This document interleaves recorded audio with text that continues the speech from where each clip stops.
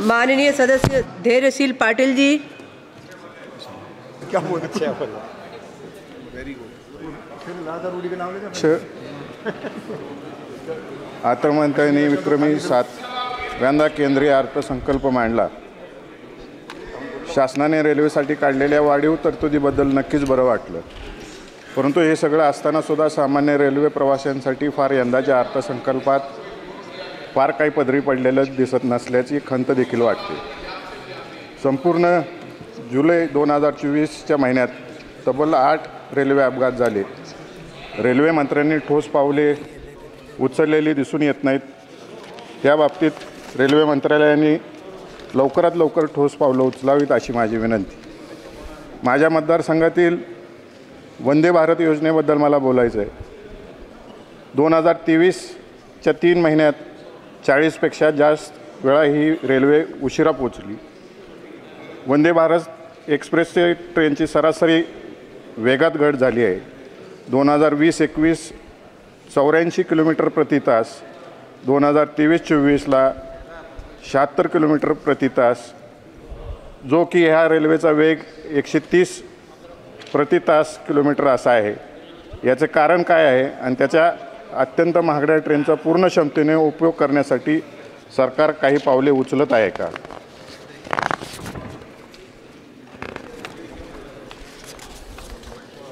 मान्य अध्यक्ष, माझ्या मतदारसंघातील ब्रिटिश काळापासून 110 वर्ष झाले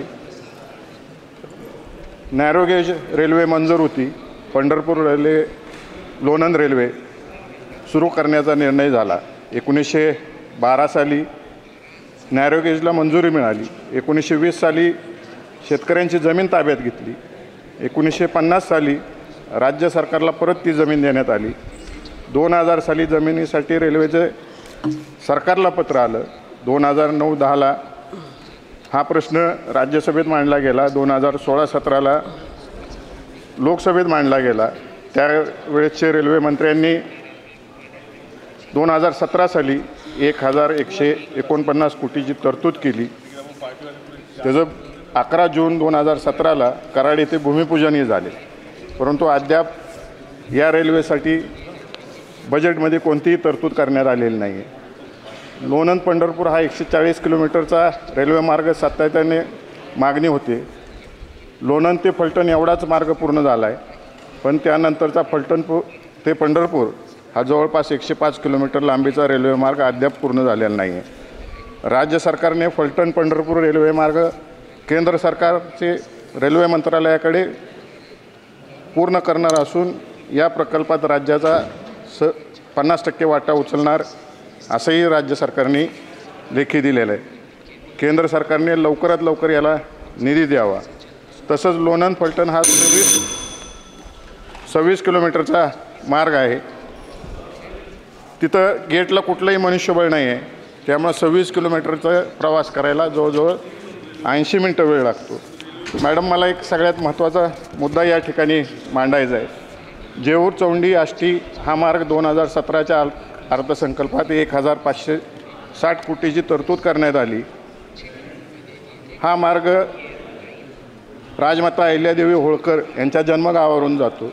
तर माझी सरकारला विनंती राहील की याला भरीव तरतूद करावी आणि पंढरपूर, चौंडी, इंदोर असा हा मार्ग जोडला जावा, जेणेकरून मध्य प्रदेशमधल्या लोकांना विठ्ठलाच्या दर्शनासाठी येता येईल आणि अहिल्याबाईंचं जे जन्मस्थळ आहे त्याच्या दर्शनासाठी सुद्धा येता येईल। अनेक शिर्डीसारखी देवस्थानं याला जोडली जातील। आणि सर्वात महत्त्वाचा विषय आहे माझा कुर्डुवाडी वर्कशॉपचा। या ठिकाणी हे 1950 साली वर्कशॉप झालेलं आहे। तिथं 1000 कामगार होते। पूर्वी नॅरोगेजचे डबे बनवले जायचे, परंतु अलीकडं अत्यंत कमी तरतूद होती। एकदा 30 कोटीची झाली, एकदा 60 कोटीची झाली। या रेल्वे वर्कशॉपला प्रचंड धन्यवाद। एकच मिनिट कंप्लीट करतो। या रेल्वे वर्कशॉपसाठी कायमस्वरूपी तरतूद व्हावी आणि या ठिकाणी मोठ्या रेल्वेंची डबे बनवण्याची तरतूद केली जावी अशी मी आपल्यामार्फत रेल्वे मंत्र्याला विनंती करतो। धन्यवाद।